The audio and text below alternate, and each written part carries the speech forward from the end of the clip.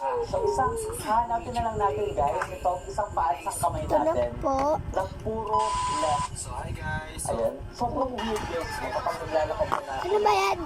isa lang ang paa at isang kamay. So dito tayo. Wow, ano to? Uy, may bibi guys.